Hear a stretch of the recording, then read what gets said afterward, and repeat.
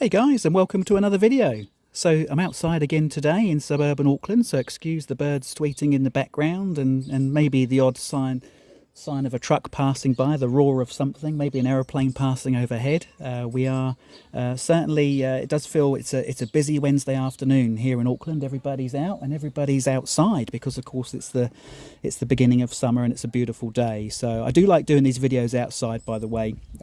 For some reason I just feel that the light's a lot better and it's a lot easier to sort of show you a really nice watch when it's in natural light rather than a forced kind of situation in a studio. So look, the key thing really today is, was to talk to you about this Sea-Dweller and to show you what I really love about this Rolex Sea-Dweller.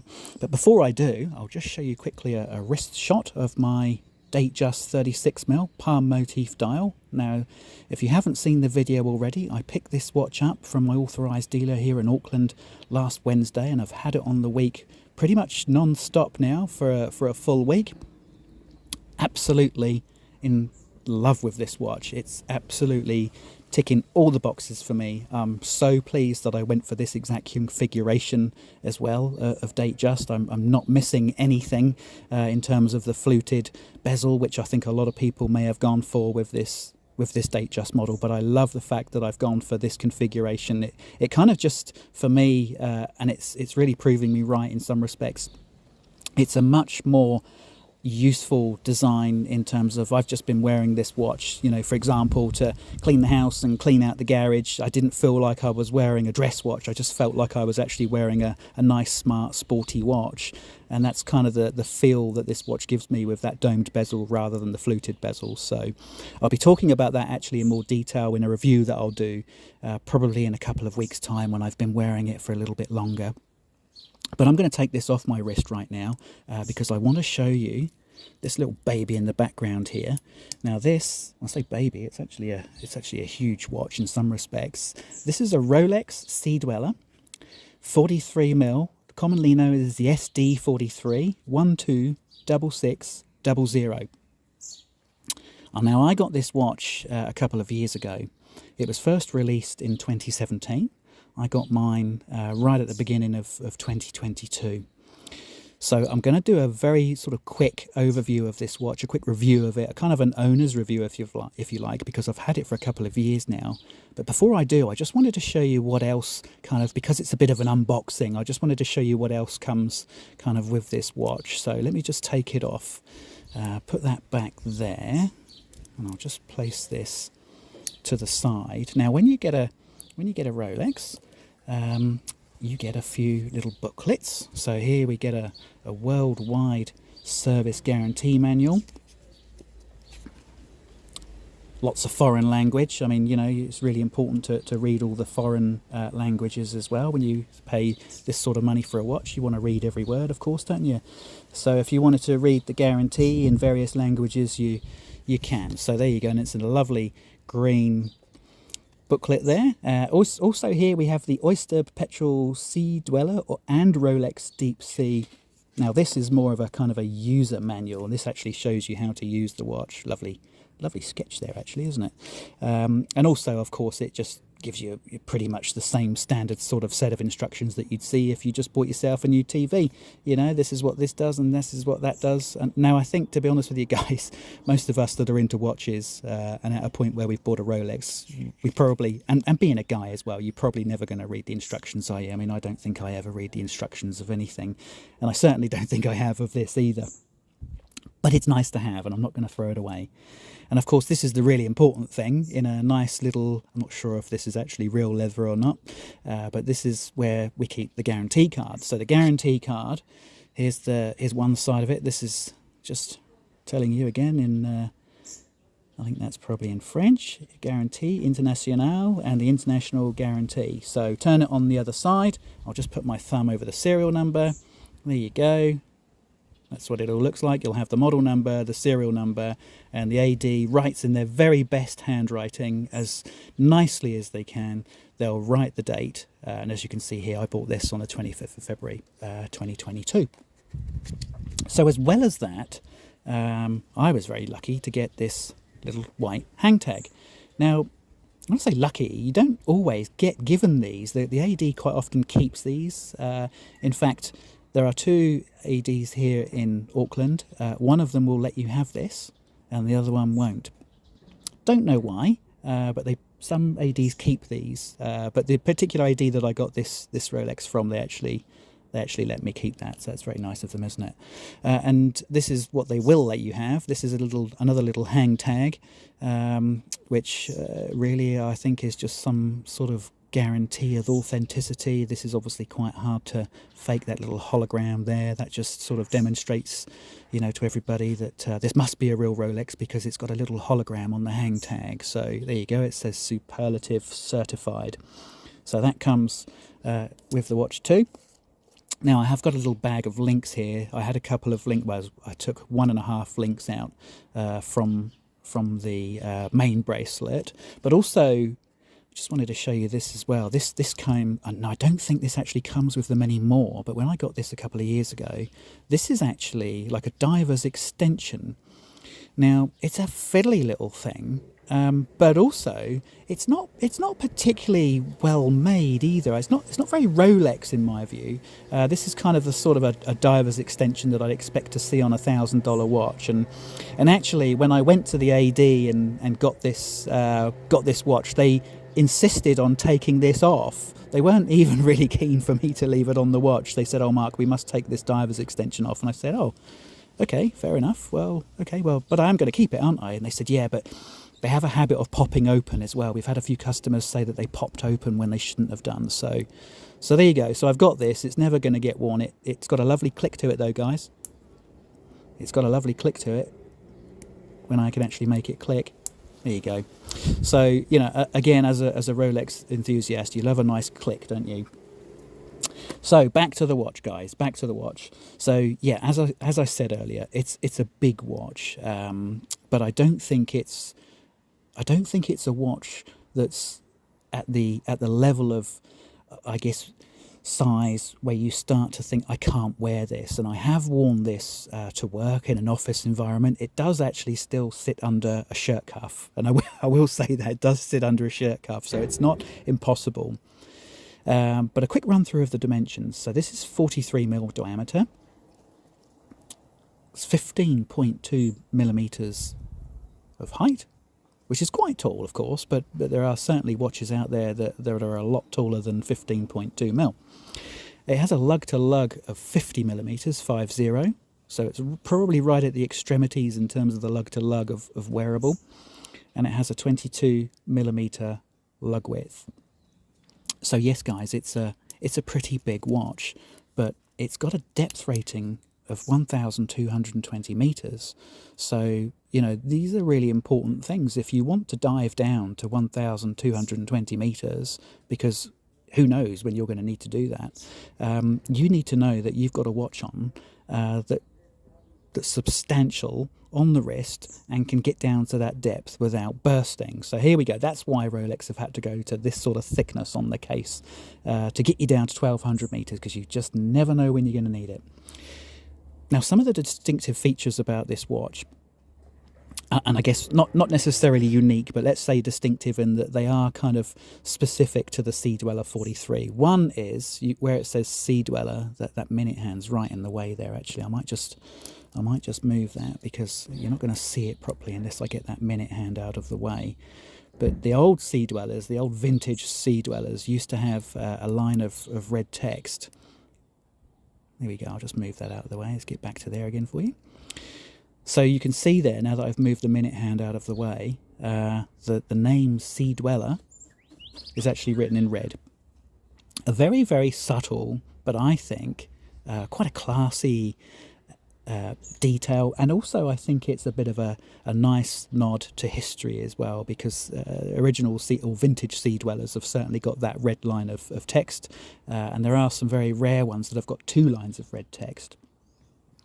The other thing which is slightly unique about this compared to some of the other divers is that this has a matte black dial. So unlike the Submariner, for example, which has a glossy dial and certainly gives it a lot more of a dressy kind of appearance, this has a matte dial, so it's certainly less reflective of the sun. It probably gives it a less dressy appearance, I might say.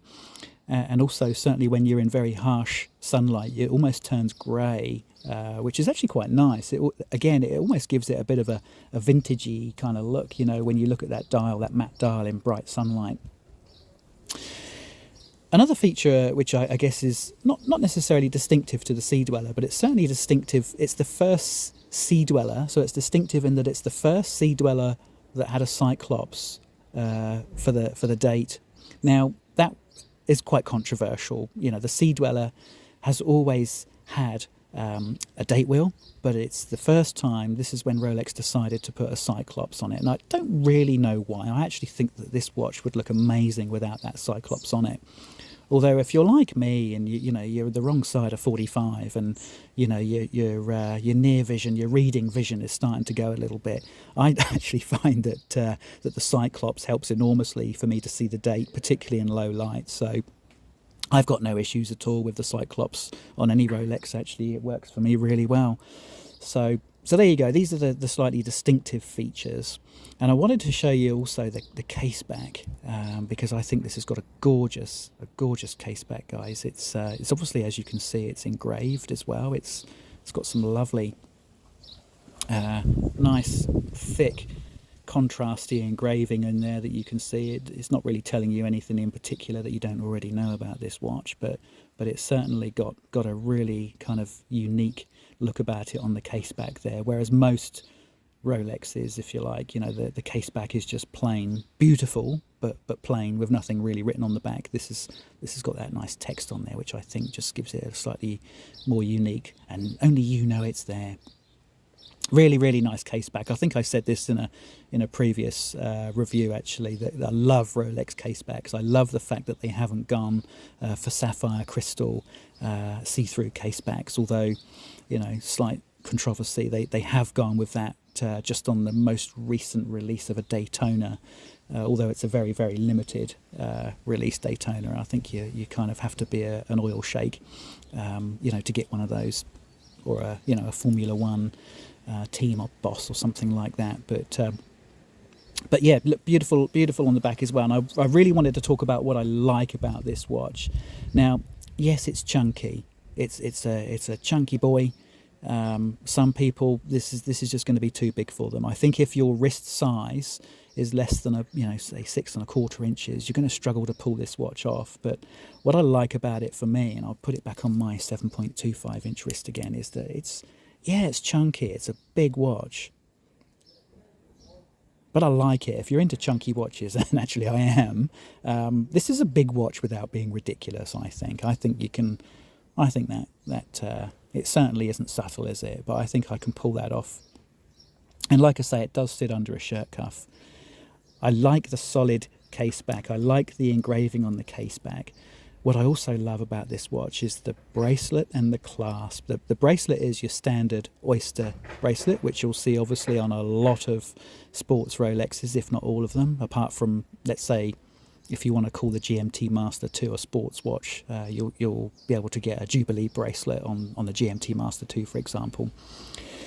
But it has a lovely thick oyster bracelet, but still the links, they all swivel and move really nicely, and there's a slight curve to them as well, so it hugs your wrist really nicely. I love this clasp.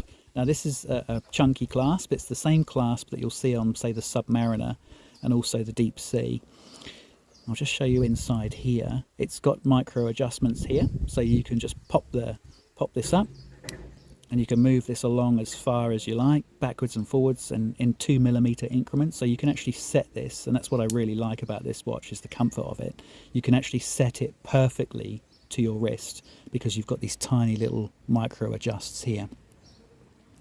As you can see, it's got the fold here, and it's got a lovely click and another lovely click down there. So this clasp, I think, is beautiful. You can probably see it's picked up a few scratches along the way. Like I say, this watch has been worn, quite extensively in rotation. It's certainly not been a safe queen. It's picked up a few scratches here and there. You can see here the helium valve, nice subtle helium valve. Omega, take note. nice subtle helium valve. You wouldn't think it was there. And the great thing is, when you are diving down to 1220 meters, like you do, you don't have to think to unscrew it. It just obviously, you know, it's got a valve. It takes care of itself there. You don't need to unscrew it like you do on the Omegas. Now, I'm going to just wrap this up by talking about availability and value. Now, in terms of availability, you know, the question you're always going to ask is, you know, when you're looking at a Rolex, particular sports Rolex like this, is, can I get one from my AD? And I think the answer to that question is, yes, you can. This particular model is far more available and gettable, if you like, than some of the other sports watches. And the reason for that, guys, is because of the size. Because it's quite a large watch, it actually knocks a lot of customers out of the market. And I think that's probably the most brutal way for me to put it. A lot of people with smaller wrists, let's say up to 6¼ inches maybe, and there's a lot of people out there with wrist sizes around, you know, 6¼ 6½. This watch is going to be considered by them to be slightly too large, and they're not going to go for it. They're going to want a sub. So for that reason, if you've got a wrist size which is over 6½, and you know, you obviously, you know, the bigger the better if you want to carry this watch off, you've got less people in the market looking for one of these. And it'll be the same with the deep sea, by the way, which is even bigger again. So there are less people in the market wanting this watch, which means if you go into the AD and put your name down for one of these, there is a very good chance that you will get it. And I don't know the time frame, because it obviously varies depending on where you are and which AD you're dealing with, and whether you've got a bit of a purchase history, because of course that always helps. But I think some people would be getting this within a month or two, and maybe up to 6 months. I think if you're waiting more than 6 months for one of these, you've waited too long. That's pretty good in you know, the world of Rolex. That's pretty good, isn't it? Now, the bad side is, this is quite an expensive watch. This is not a cheap Rolex. So if I'm going to talk in New Zealand dollars now, this, when I bought it a couple of years ago, was 20,000 New Zealand dollars. So that's what, about 12.5 US. It's about 40% more expensive than a Submariner. Now, is it worth that much more? I would say yes, because this watch works for me. It suits me. It works for me. It sits under a shirt cuff, if you like, and I think I can pull this off. It is absolutely worth 40% more than a Submariner for me. The question is, have you got that kind of money in the bank, and do you want to spend all of that money on a Sea-Dweller? And again, guys, that's another reason why a lot of people don't go for this watch, is because it's a fairly big chunk of change to put down for a watch which isn't as desirable as some of the others. It's not a good investment. These are selling on the used market, and these are selling, you know, brand new, actually, pretty much from grey dealers. I think for pretty much around retail, if not slightly under by now. And potentially, if you were to watch this video in 2 or 3 months' time, it's now December 2023, they may actually be selling for under retail, because the prices of these are only going south at the moment. But if you want to enjoy that AD experience and get a brand new Rolex from the AD, which is the only way I go, guys, then I still think it's very good value for the money. So, in summary, if you can pull off a 43mm, 15.2mm high watch with a 50mm lug to lug, this is an outstanding option to go for, guys. And I will say, just to finish, this is probably the best watch in my collection. And I've got a few Rolex, I've got a few really, really nice dive watches, but in my collection, I still think that this is the best. It's the best of everything that Rolex do. I really do think that this is the finest sports dive watch that they make, which is wearable. So there you go. If you've got any questions, guys, please do put them in the comments. I'm more than happy to answer any questions that you've got. I will be doing more reviews as we go. As I said the other day, I've got a review coming up on my Datejust 36. But for now, that's the end of this review. Thanks for watching. Please do subscribe, and I'll catch you on the next video. Thanks, guys.